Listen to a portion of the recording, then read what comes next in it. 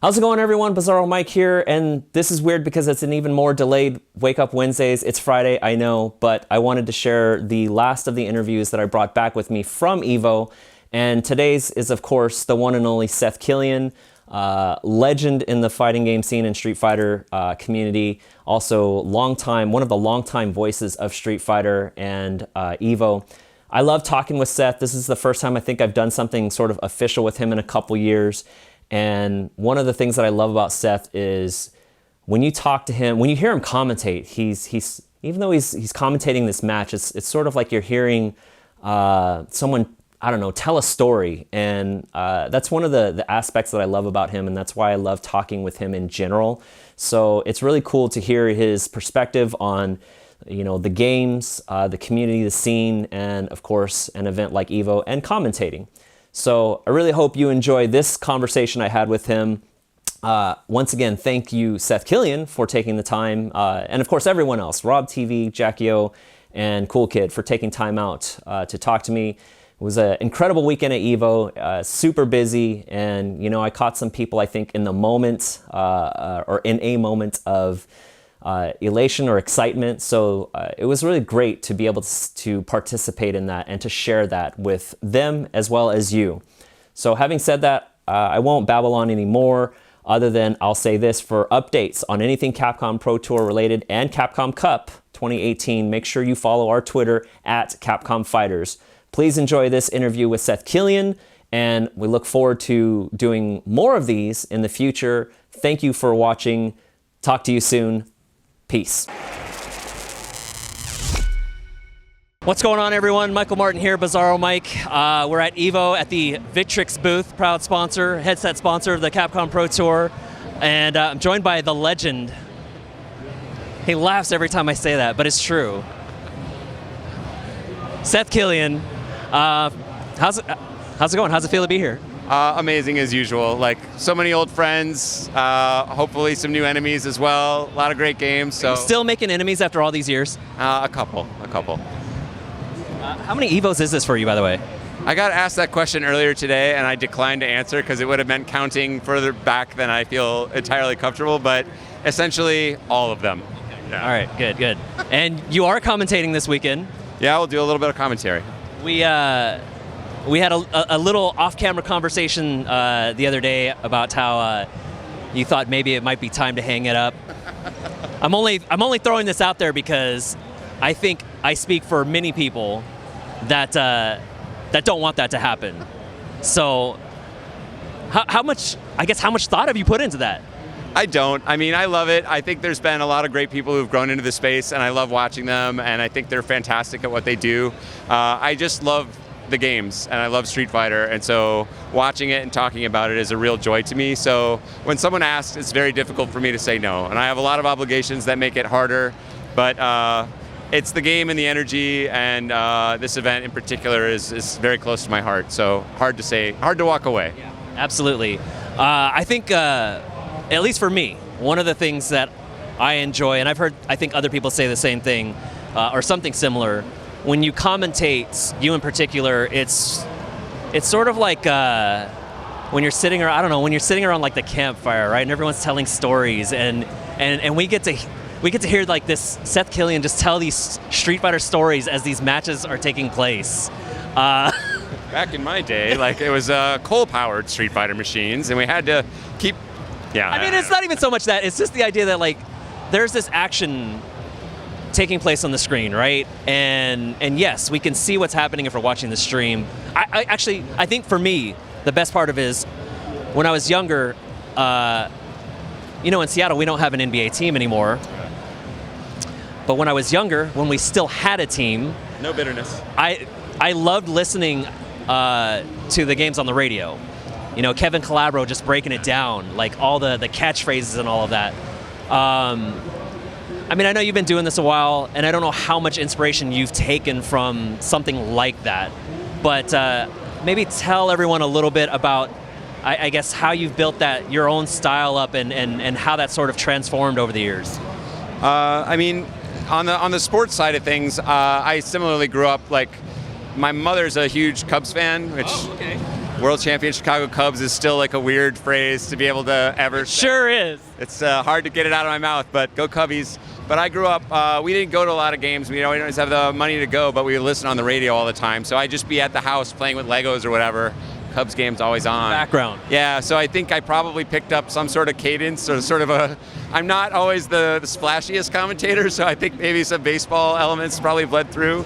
But also I had the advantage of just, there was not really anybody doing it when I started, so I didn't really have to worry about comparing myself or thinking too much about it. It was just like, I want to give my description of what's going on. And the thing that's always been like critical for me is trying to project a little bit of what might be in the players' minds, not to be like telling them what they're thinking, because you're wrong sometimes, but to try and give them an idea of the kind of things that are on their mind.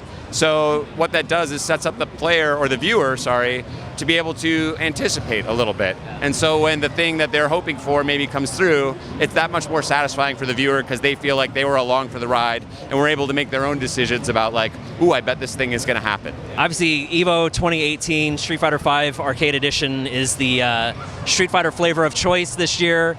Full disclosure, you used to work for the Big C, Street Fighter 4. We had a lot of great years of that. We are now in, year 3? Unbelievable. Of Street Fighter V. What's Seth Killian's sort of temperature on where we're at with Street Fighter V this year, specifically at EVO? It's a tough field. I feel like things have tightened to the point where the game feels really dangerous. It's really hard to be right at that top level. The way the other players have sort of perfected, like a lot of the wake-up situations are very dangerous in this game. It's very strong wake-up pressure and very tight timings about, did they wake up with a jab or whatever.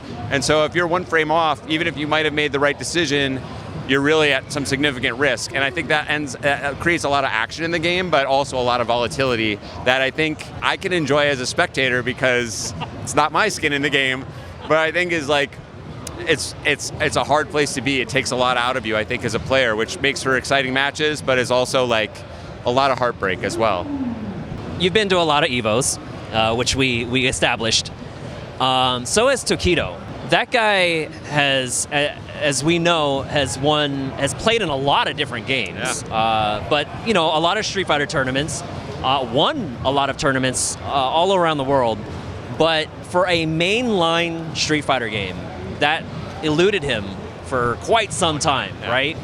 From your perspective, and you having seen a lot of competitors, both back in the day, we grew up in the days we were pumping coins in machines, right?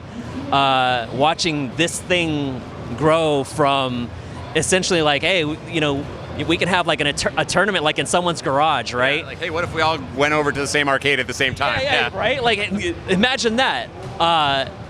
This guy, this title eludes him for so many years, and then he has I guess what would amount to be like a historic run, right?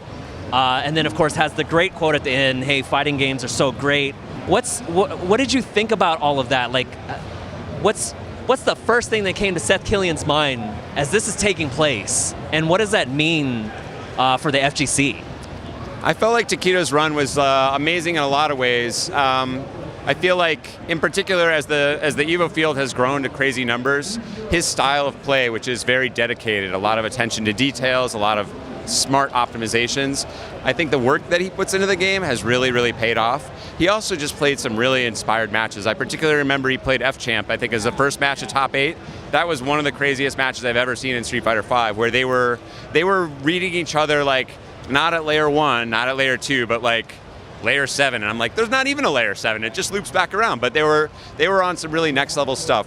So you got to see both the side of his mind games that was really beyond, as well as the executional ability, and we've seen him improve even on that before. So he's able to take, as I say, like Street Fighter V is a tight game in a lot of ways. The difference between excellence and slop can be very few frames, and he's the kind of guy that really can take that kind of advantage and make it work for him. And that tightness of play, I mean, he's an inspired player. He does the homework on all sorts of fronts, but that tightness, I think, really rewards his kind of dedication in a big field, because you're not just beating one or a couple of people, you have to beat a ton of people on your way there, And so I think that makes him just a perennially strong competitor, and he was able to step it up, and he had the emotion. As we saw at the end of it, we saw he had the emotion in his heart. And that to me really, surprised I broke down, The man walks around with a measuring tape, which, yeah, right? Like, I know it's sort of meme culture at this point, right? Like everything's a meme these days. But I mean, first of all, is this real? Like, is that real? Do you think that actually has an effect on this man's overall like ability to perform in these games? I think we did the math. You ever seen anything like that? To be honest, no, but we did the math, and it looks like it should actually be able to shave like a frame off of his reactions, and the place he's playing in to get those hit confirms from that range, a frame is... I mean, if a dude walked into an arcade and did something like that back in the day, like, come on. That's a beating, right? Even if he beats everybody up, we still take him outside and like, get this guy out of here with the measuring tape. Or you take his measurements, crack it over your knee. Get out of here with that stuff. But again, I think it's emblematic of the way he approaches the game, which is like complete optimization. And even the way you see him like sort of mentally take a breath and step back to compose himself, I think is very smart. And you see his physical fitness regimen, I think it all really rolled up. He's sort of the penultimate competitor. Penultimate is the wrong word. The penultimate? Is he the ultimate? Yeah, like, maybe he's a... Yeah, I think he might have hit ultimate. He's the learning machine, right? He will learning computer, yeah. He will optimize. Yeah. The T2000, whichever Terminator we're on right now. I don't know. All right, last question for you. I don't know how much Capcom Pro Tour you do get to watch these days, but huge field, as there always is at EVO. Who stands out? Do you have a favorite? Like, what? You don't have to give me, I guess, your winner, but what players really stand out to you at this point? That's a tough one, and generally I don't like to speculate too far in advance. Sometimes I do brackets on the side, and I usually... How's your bracket looking right now? I haven't actually checked it yet. It's too early, right? There haven't been too many... To be continued. Yeah, it hasn't been a lot of blow-ups right now, but I actually like to sort of hang back. This is ducking the question a little bit.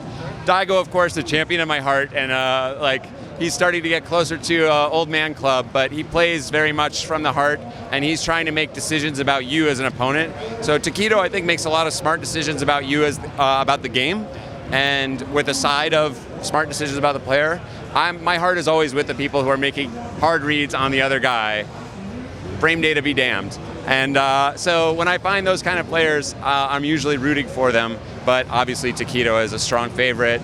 Infiltration has shown a lot of flexibility, both in the character choices and counter picks. And I still feel like we haven't seen the top side of Minot. Obviously Cammy's been very dominant. She's got a lot of answers to great situations. I'm a fan of range and zoning control. So sometimes the Minot matches I know are not always everybody's favorite, but I still feel like just strategically there's stuff yet to be discovered in that character, and I think this might be a forum where we might see people pull out some of the stops. That is a great non-answer answer. Always gracious with your time. I appreciate it. Thank you so much, Seth Killian. Absolutely my pleasure. Any final words? Sure you can. That's Ono-san's. All right. Thanks, Seth.